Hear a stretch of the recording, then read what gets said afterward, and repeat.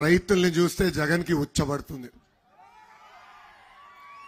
రాజధాని విషయంలో జగన్ ఎన్ని రకాలుగా జే టర్న్లు తీసుకున్నాడో ప్రజలందరూ ఒక్కసారి ఆలోచించాలి. ఆనాడు ఏకంగా వాషింగ్టన్ డీసీ లాంటి రాజధాని కడతానన్నాడు, కట్టలేదు. కనీసం 30,000 ఎకరాలు ఉన్న ప్రాంతాన్ని రాజధాని చేయాలని మాట చెప్పిన వ్యక్తి ఈ జగన్.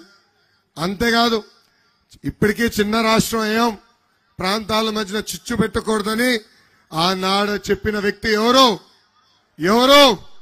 జగన్. జగన్ పేరు మర్చిపోయి సైకో అంటున్నారేంటి అందరూ? జగన్ పేరు మార్చేశారు మీరందరూ. సైకోనేనా? సైకో జగన్ అనాలి స్వామి. ఎందుకంటే వైకాపా పార్టీలో ఉన్న వాళ్ళందరూ సైకోలే. గ్రామ స్థాయి నుంచి రాష్ట్ర స్థాయి వరకు ఉన్న వాళ్ళందరూ బ్లేడ్ బ్యాచే, మామూలు సైకోలు కాదు వీళ్ళు. ఇంకా అమరావతికి నేను మద్దతు ఇస్తానని చెప్పింది ఎవరు? సైకో జగన్.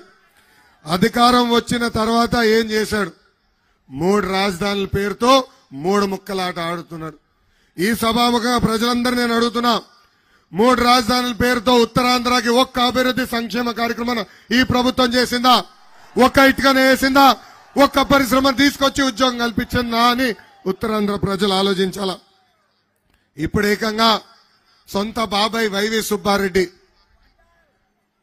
మళ్ళీ ఇంకో 5 సంవత్సరాలు ఆంధ్ర రాష్ట్రానికి హైదరాబాద్ రాజధానిగా ఉండాలంట. అంటే రాజధాని మీరు కట్టలేరు, ఉన్న రాజధాని చెడగొడతారు, మళ్ళీ హైదరాబాదే రాజధానిగా ఉండాలంటారు. ఈ బిల్డప్ బాబాయ్ జగన్ కి యాత్ర టు సినిమా కావాలి కానీ ఈ రాజధాని ఫైల్స్ వద్దంట. ఈ యాత్ర టు సినిమా ఇప్పటికీ వైకాపా పార్టీకి అంతిమ యాత్రగా మారిపోతాం మనందరం చూసాం. ఈ సైకో జగన్ చూస్తే నాకే నవ్వేస్తుంది.